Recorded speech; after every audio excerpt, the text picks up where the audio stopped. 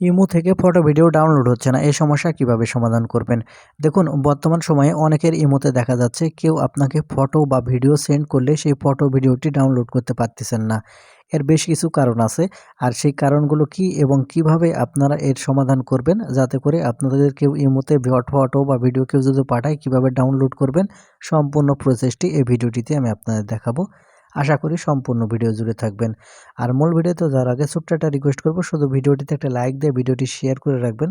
কারণ আপনার যদি প্রয়োজন হয় তাহলে পরবর্তীতে আপনি কাজে লাগাতে পারবেন। তাহলে চলুন সম্পূর্ণ ভিডিওটি দেখতে থাকুন কিভাবে আপনাদের ইমোতে ফটো ভিডিও আসলে ডাউনলোড হচ্ছে না এই সমস্যার সমাধান করবেন। তো সর্বপ্রথম যে কাজটি করবেন, আপনাদের যে ইমো অ্যাপটি আছে আপনারা সর্বপ্রথম আপনার ইমো অ্যাপটি ওপেন করে নেবেন। তাহলে এরকম ইন্টারফেসে নিয়ে আসবে। উপরে আপনাদের প্রোফাইল আইকন দেখতে পাবেন, এখান থেকে প্রোফাইল আইকনের উপরে ক্লিক করবেন। প্রোফাইল আইকনের উপর ক্লিক করলে এখানে আপনারা সেটিংস অপশন দেখতে পাবেন।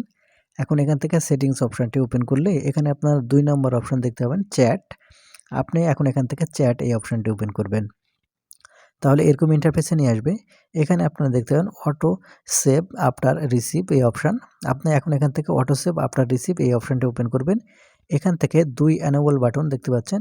এখান থেকে ফটো এবং ভিডিওর যে ২ এনেবল বাটন আছে, এই ২ এনেবল যদি বাটন যদি আপনার অফ হয়ে থাকে, তাহলে অবশ্যই এখান থেকে আপনার এই ২ এনেবল বাটনটি কিন্তু এখান থেকে আপনার অন করে রাখতে হবে। আপনারা দেখবেন আপনাদের ম্যাক্সিমাম এই এনেবল বাটন অন করা আছে, কিন্তু তারপরেও দেখবেন যে আপনার ফটো ভিডিওগুলো ডাউনলোড করতে পারতেছেন না। এই কেন পারতেছেন না সেটা এখন আপনাদের দেখাবো। যাদের এই এনেবল বাটন অন করার পরেও ডাউনলোড হচ্ছে না তারা কিভাবে সমাধান করবেন, চলুন সেই সিস্টেমটি দেখিয়ে দিই। তো সেজন্য দেখতে পাবেন ইমো অ্যাকাউন্ট আমি এখান থেকে ওপেন করে নিয়েছি। ইমো অ্যাকাউন্ট ওপেন করার পর এখান থেকে প্রোফাইল আইকনের উপর ক্লিক করতে পারবেন। ক্লিক করলে এখানে আপনারা সিকিউরিটি অ্যান্ড প্রাইভেসি দেখতে পাবেন। সিকিউরিটি অ্যান্ড প্রাইভেসি অপশনে ক্লিক করবেন।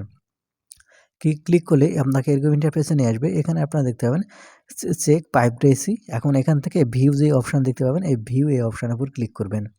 তারপরে এখানে দেখতে পাচ্ছেন এনেবল প্রাইভেসি মোড। এখন এখান থেকে এনেবল প্রাইভেসি মোড অন করবেন। যখন দেখবেন এখান থেকে যে একটি অফ অন বাটনের মতো, আপনারা এখান থেকে অফ অন বাটনের মতো এই অপশনে ক্লিক করবেন। তাহলে দেখবেন যে আপনাদের যে প্রাইভেসি মোড আছে সেটা কিন্তু চালু হয়ে যাবে। আর এটাই যখন এই প্রাইভেসি মোড চালু হয়ে যাবে তখন কেউ কিন্তু ফটো ভিডিও পাঠালে আপনি সেটা রিসিভ করতে পারবেন না।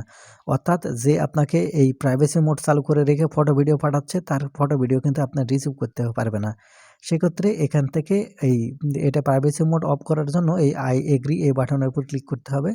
ক্লিক করলে এটা ডিজেবল হয়ে যাবে। আর ডিজেবল হয়ে গেলে আপনি ফটো ভিডিও কিন্তু ডাউনলোড করতে পারবেন। এখন আসি মূল কথায়। এই প্রাইভেসি মোড যদি কেউ চালু করে রেখে আপনাকে ফটো বা ভিডিও সেন্ড করে, সেই ফটো ভিডিও কিন্তু আপনি ডাউনলোড করতে পারবেন না। তাহলে তার সাথে যোগাযোগ করে এই প্রাইভেসি মোড অফ করে দিতে বলবেন, তাহলেই আপনি ফটো ভিডিও ডাউনলোড করতে পারবেন।